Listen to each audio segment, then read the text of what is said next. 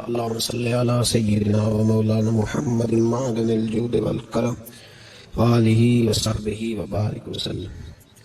حمد و صلات کے بعد قرآن پاک میں اللہ کریم نے فرمایا قل اعوذ برب الناس، فرمایا اے محبوب آپ کہہ دیجئے کہ میں پناہ مانگتا ہوں انسانوں کے رب کی۔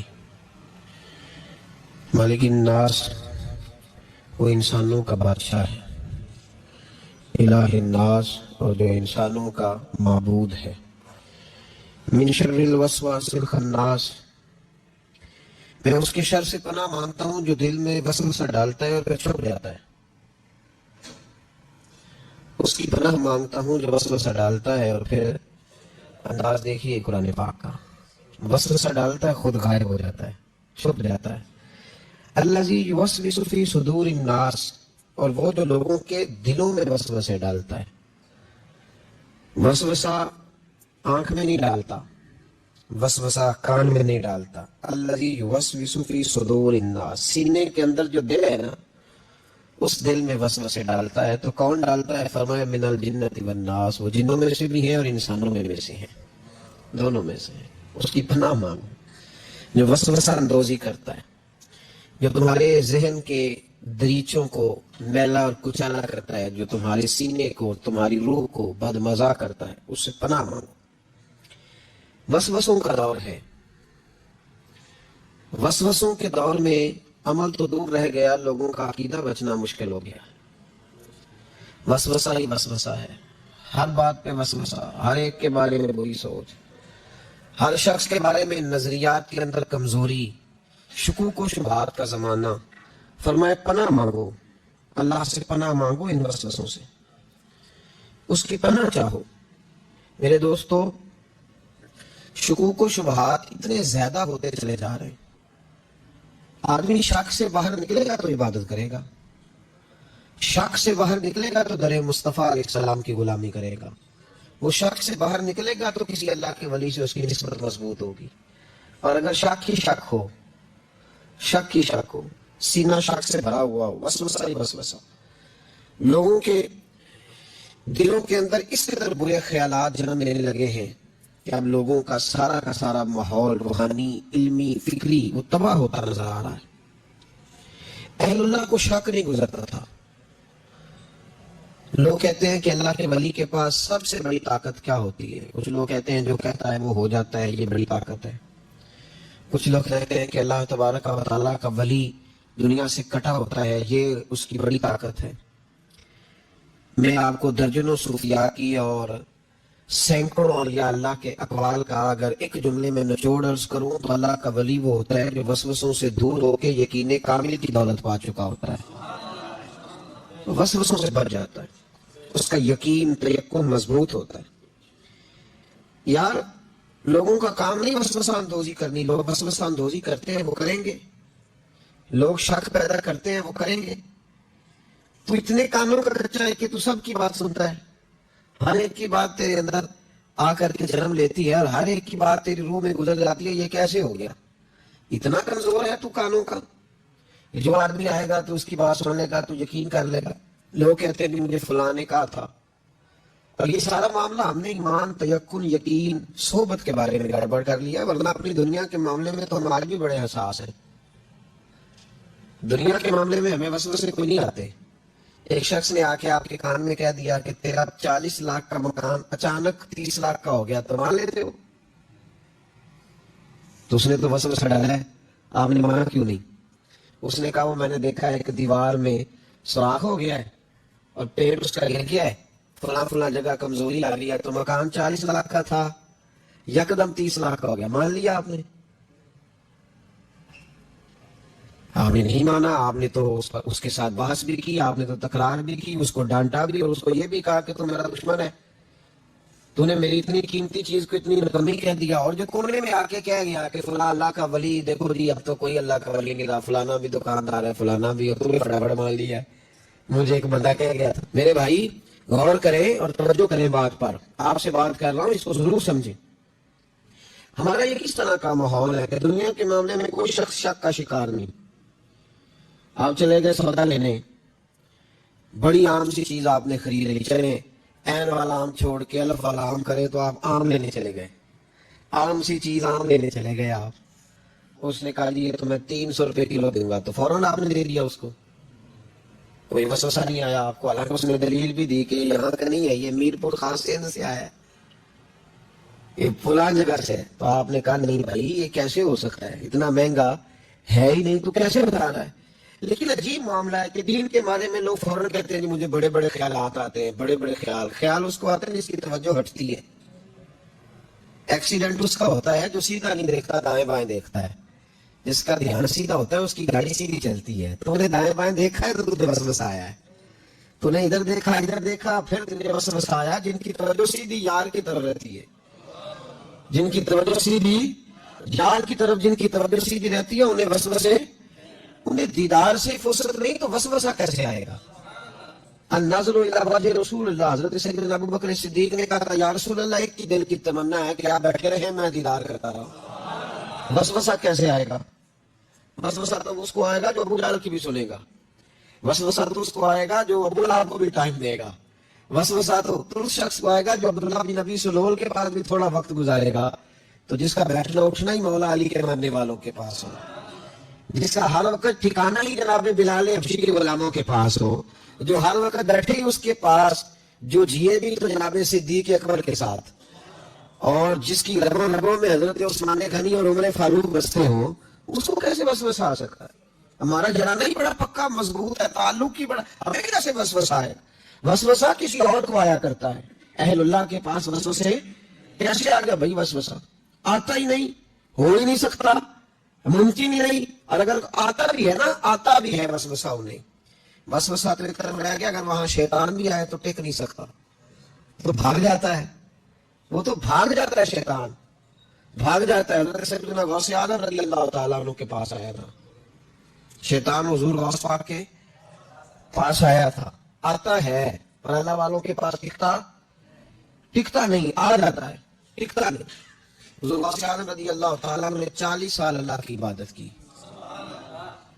40 سال. یہاں بھی لوگ بڑے پریشان ہو جاتے ہیں، کیسے جی کیسے کر لی؟ تو میں نے کہا قرآن پڑھو، والذین یبیتون لربہم سجدا وقیاما، وہ راتیں گزار دیتے ہیں اپنے رب کے لیے سجدہ کرتے اور قیام کرتے. تو یہ قرآن کی نص نے جب بیان کر دیا تو کیسے شک ہو گیا؟ قرآن کی نص بیان کر رہی ہے کہ اللہ کے کچھ بندے راتیں سجدے اور قیام میں گزار دیتے. حضور غوث اعظم نے 40 سال عشاء کے وضو سے فجر کی نماز ادا فرمائی. ایک دن آسمان پہ ایک چھوٹا سا بادل کا ٹکڑا آیا، معاذ اللہ ثم معاذ اللہ. وہ کہنے لگا عبد القادر میں تیرا رب ہوں. اس کے اندر سے آواز ہے میں تیرا رب ہوں، تو نے بڑی عبادت کر لی، اب تو بے شک پڑھ بے شک نہ پڑھ. کئی ملنگوں کو معاف نہیں ہو گئی معاذ اللہ، بے شک پڑھ بے شک نہ پڑھ، عام اجازت ہے. تو حضور غوث اعظم رضی اللہ تعالیٰ عنہ فرمانے لگے اعوذ باللہ من الشیطان الرجیم. جب ہم نے یہ پڑھا تو وہ سامنے آ کے کھڑا ہو گیا، کہنے لگا عبد القادر آپ کو کیسے پتہ چلا کہ میں شیطان ہوں؟ تو آپ فرمانے لگے پاگل ہے، مجھے کیسے پتہ نہ چلتا؟ جس رب نے اپنے پیارے حبیب علیہ السلام کو نماز معاف نہیں کی، اس نے عبد القادر کو کیسے معاف کر دی؟ جب حضور کے لیے یہ حکم نہیں آیا کہ محبوب چاہے پڑھو چاہے نہ پڑھو، وہاں تو حکم آیا کہ محبوب تہجد بھی پڑھو، وَمِنَ اللَّيْلِ فَتَهَجَّدْ بِهِ نَافِلَةً لَكَ، نفع دے گی آپ کو، تہجد بھی پڑھے. تو ان کے لیے جب یہ حکم نہیں تو میرے لیے کیسے آ گیا؟ اب شیطان جانا. تو اس نے پھر ایک اور چال چلی، یہ باز نہیں آتا، ہم باز آ جاتے کئی دفعہ، اس کے پیچھے پیچھے چلنے لگ جاتے ہیں، لڑ کے تھک جاتے ہیں، وہ نہیں تھکتا، وہ نئی سے نئی چال، نئی سے نئی چال، اس کا نیا سے نیا روپ، من الجنت والناس، جنوں میں سے بھی اور اس کے نئے سے نئے روپ ہوتے. اس نے ایک نیا روپ دھار لیا، کہنے لگا عبد القادر 300 ولی میں نے اسی طرح گمراہ کیے، آپ جو کہ عالم تھے تو آپ کے علم نے آپ کو بچا لیا. تو غوث اعظم فرمانے لگے نئے روپ سے آئے ہو؟ کہنے لگا 300 میں نے گمراہ کیے، یہ تو آپ عالم تھے تو بچ گئے، آپ جانتے تھے تو بچ گئے، میں نے 300 گمراہ کیے. تو حضور غوث اعظم فرمانے لگے پھر گمراہ کرنے لگے ہو نیا روپ ڈال کے؟ مجھے میرے علم نے نہیں بچایا، مجھے اللہ کے فضل نے بچایا ہے. کئی عالم بھی تو گمراہ ہو جاتے ہیں نا، مجھے میرے علم نے نہیں بچایا، مجھے میرے اللہ کے فضل نے بچایا. میرے بھائی، میرے عزیز طریقت کے مسافروں، یاد رکھو، سمجھ لو اس بات کو کہ وسوسہ آتا ہے. وسوسہ، دو قسم کے مہمان آتے ہیں، دو قسم کے مہمان. ایک مہمان وہ آتا ہے، جو آتا ہے تو بندہ توجہ نہیں کرتا، وہ خود کہتا ہے اس نے نہیں میری طرف توجہ کی، وہ مہمان چلا جاتا ہے، پتہ نا آپ کو. جس کو بندہ اٹھ کے سینے سے لگائے اور اس کے ساتھ گفتگو شروع کر دے، وہ مہمان جاتا ہے تو بیٹھا رہتا ہے، وہ تو نہیں جاتا. وسوسہ آتا ہے، جو تو توجہ نہ کرے اس کا چلا جاتا ہے، اور جو سینے سے لگا لے، سوچنے لگ جائے، غور کرنے لگ جائے، اس کا وسوسہ بیٹھ جاتا ہے، اسی کے پاس رہتا ہے، دوستانہ کر لیتا ہے. کئی دفعہ تو بالکل مکان ہی ساتھ بنا لیتا ہے، ہر وقت کوئی نہ کوئی بات کان میں، ہر وقت کوئی نہ کوئی بات کان میں. کیوں وسوسہ آتا ہے؟ تجھے کیسے آ گیا؟ جس کا یقین کامل ہو اسے وسوسہ کیسے آئے؟ جس کی توجہ سیدھی ہو اسے وسوسہ نہ چھڑ یار دا بوہا، نہیں تے ہو جاویں گا روگی. جیڑی بکری اجڑوں وچڑی او بگیاڑا جوگی. یہ تو بھائی تو اگر اندر رہتا، صحبت کے اندر رہتا، چھتری کے نیچے رہتا، تو پھر وسوسہ تجھے کیسے وسوسہ کس طرح تیرے پاس آیا؟ وسوسہ اس کے پاس آتا ہے جو وسوسے کی جانب توجہ کرتا ہے. بہت زیادہ لوگوں کو بدگمانی ہونے لگی ہے، بہت زیادہ وسوسے آنے لگے ہیں، بہت زیادہ خیال ہونے لگا، بہت زیادہ توجہ ہونے لگی ہے. بڑی لوگوں کا معیار اس طرف جائے، ہر چوتھا آدمی آ کے کہتا ہے برے خیالات آتے ہیں. کیوں بھائی برے خیالات آتے ہیں؟ کیسے آ گئے؟ ہمارا تو دل ہی ایک ہے، اور دل میں یار بھی ایک ہے، دوسرے کے لیے دل ہی کوئی نہیں، تو وسوسہ کیسے آئے گا؟ ہم تو اس کے دیدار سے آج تک فارغ نہیں ہوئے، تو غیر کی طرف دیکھ کیسے لیا؟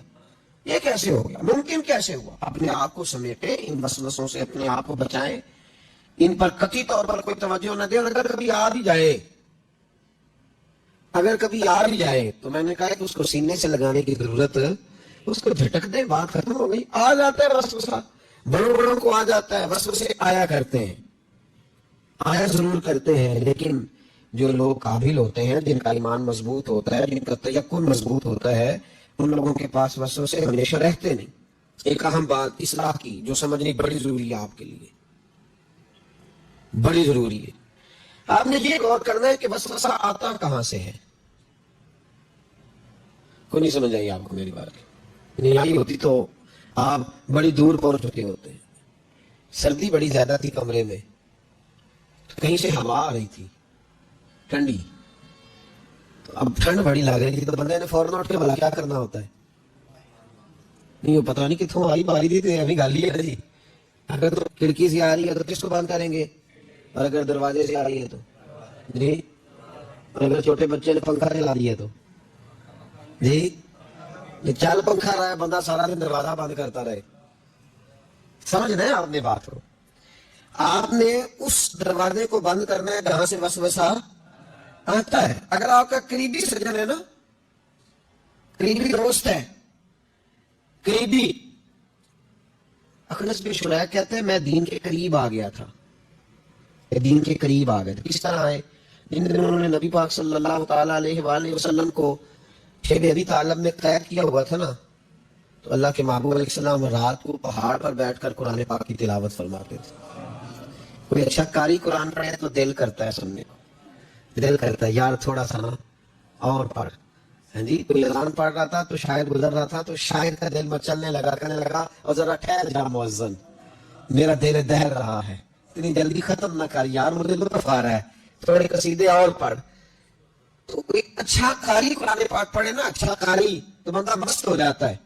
تو مجھے بتاؤ جب یاسین والے رسول خود یاسین کی تلاوت کریں، جب مدثر والے محبوب کی زبان سے خود مدثر کے جملے نکلے، اور جب مزمل والے محبوب خود مزمل کا ذکر کرے، پھول جھڑتے ہوں گے، کلیاں مہکتی ہوں گی، زمانہ سارا مہک اور ٹھنڈک سے بھر جاتا. نبی پاک صلی اللہ علیہ وسلم پہاڑ پہ بیٹھ کے پڑھتے تھے رات کو، تو وہاں نا ابو سفیان بھی آ گئے سنتے سنتے، کیونکہ انہوں نے پابندی لگائی ہوئی تھی کہ کوئی بھی بندہ وہاں نہ جائے، سوشل بائیکاٹ معاذ اللہ کیا ہوا تھا، کوئی نہ ادھر جائے. تو سنتے سنتے ابو سفیان آ گئے. کہتے ہیں حضور قرآن پاک پڑھ رہے تھے تو مجھے لطف بڑا آیا سننے کا. تو وہاں ایک قریب جھاڑی تھی، تو ابو سفیان جھاڑی میں بیٹھ گئے. ساری رات نبی پاک نے قرآن پاک پڑھا، اور ساری رات انہوں نے سنا. ہمیں اتنا ذائقہ بات سن کے بھی تو آنا چاہیے نا. کہتے ہیں اب مجھے نہیں پتا تھا کہ اخنس بن شریح بھی کہیں آیا ہوا ہے.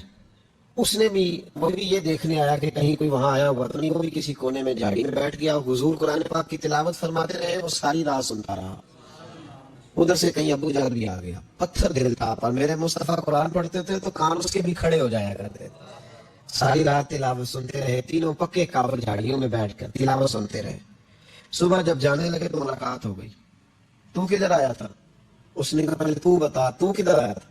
میں تو آیا تھا دیکھوں کوئی آیا تو نہیں، میں تو کدھر؟ اس نے کہا میں بھی یہی دیکھنے آیا تھا کہ یہاں کوئی آتا جاتا تو نہیں۔ ابو جہل زیادہ شاطر تھا، کہنے لگا خبردار کل کوئی نہ آئے، آج تو آ گئے کل نہ آنا۔ اللہ اکبر! لیکن جہاں دل لگا ہوتا ہے نا وہاں دل کھینچا چلا جاتا ہے، دل جہاں لگ جاتا ہے نا وہاں دل کھینچا چلا جاتا ہے۔ یہ دل کا بھی اپنا ایک معاملہ لگ گیا تھا قرآن پاک کی تلاوت سے۔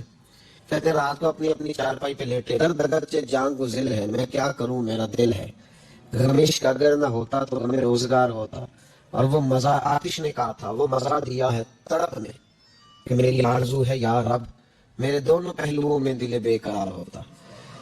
کہتے ہیں کہ اگلی شام پھر آئی، وہی کیفیت، وہی انداز، وہی شوق، چارپائی پہ لیٹے پر کانوں میں وہ آواز رس گھولے، لیٹا نہ گیا، اٹھے پہنچے، لیکن آج جگہ بدل کے بیٹھ گئے تینوں۔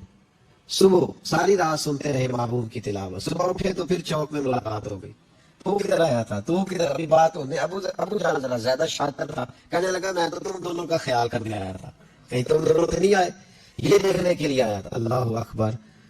3 دن مسلسل آتے رہے اور میرے مصطفیٰ کریم کا ساری رات قرآن پاک سنتے رہے۔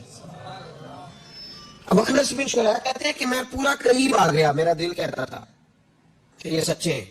کہتے ہیں میں نے تیسرے دن مشورہ کیا، میں نے کہا یار پتا تجھے بھی ہے مجھے بھی ہے کہ نہیں آنا، پر ان کی آواز ایسی ہے، وہاں لذت ایسی ہے، نہیں نہ رہا گیا تجھ سے بھی، مان تو نہیں جاتا کہ ساری باتیں اپنی جگہ پر ان کی بات کانوں سے ہوتے دل میں اترتی چلی جاتی ہے، وہ مانتا کیوں نہیں؟ اخنس بن شریح کہتے ہیں میں پورا قریب آ گیا پر ابو جہل نے مجھے پھر گمراہ کیا، کہنے لگا یار یہی رہے ہیں، بچپن بھی یہی گزارا ہے، معاذ اللہ 2 ہاتھ ہیں 2 آنکھیں، سارا کچھ وہی ہے، کان پٹیاں سفید ہوئی ہیں تو کہتے ہیں میں اللہ کا نبی ہوں، معاذ اللہ۔ اس نے وسوسہ اندوزی کی تو کہتے میں پھر بیک ہو گیا۔ آپ کیوں نہیں اس شخص کو جانتے جو وسوسہ اندوزی کرتا ہے؟ آپ اس جگہ کیسے چلے گئے جہاں وسوسہ اندوزی ہوتی ہے؟ یاد رکھیں اس جگہ جائیں جہاں جانے سے دل صاف ہوتا ہے، جہاں جانے سے دل کا زنگ اترتا ہے، آپ کے وسوسے دور ہوں گے۔ وہاں جائیں جہاں ایمان کی، یقین کی، تیقن کی دولت بڑھتی ہے۔ کیوں وہاں جاتے ہو جو بیک کر دیتا ہے؟ وہ جگہ ایسی ہوتی ہیں جو شکوائی نہ کر لوں، شکوائی نہ کر لوں، شکوا یہ ہے کہ ہم پالش کرتے ہیں، پوری پالش کرتے ہیں، مہربانی کرتے ہیں، کچھ لوگ پھر جا کے صحرا میں کھڑے ہوتے ہیں، ساری ریت چڑھا کے دوبارہ آ جاتے ہیں۔ اماں بھی ناراض ہو جاتی ہے، اماں بھی بگڑ جاتی ہے کہ میں اجے ہنو آیا سی، یہ تو کیا حشر کر کے آیا ہے۔ یار آپ سمجھتے نہیں کہ کتنی محنت سے سوارا، کتنی محنت سے نہلایا، کتنی محنت سے کپڑے بدلے، کتنی محنت سے غسل کرایا، کتنی محنت سے کنگھی کی، کتنی جدوجہد کے ساتھ تیرے بال سنوارے، تیرے روحانی ذائچے میں کتنی جدوجہد نے قیمت ہی نہیں ڈالی، تو 2-4 دن گیا اور جا کے پھر سے زنگ چڑھا کے آیا تو نے ہماری۔ کبھی کبھی دل کرتا پھر ہمارا کبھی کہ 2 تھپڑ لگائی دوں، تو لگاؤں 2 تھپڑ، میری محنت کا تو نے کیا؟ تو وسوسہ اندوزی والی جگہ پہ کیوں جاتے ہو؟ کیوں گئے وہاں؟ تمہیں نہیں پتا تھا کہ وہاں نہیں جانا، سارے کپڑے میلے ہو گئے، ساری گرد پھر چڑھ گئی۔ خبردار، خبردار اپنے بزرگوں کی محنت خیال کریں، خبردار اس جگہ کبھی نہ جائیں جہاں جانے سے وسوسے پیدا ہوتے ہیں، ان جگہوں پہ کبھی نہ جائیں جہاں جانے سے ذہن میں شر اٹھتا ہے، اس جگہ پہ کبھی نہ جائیں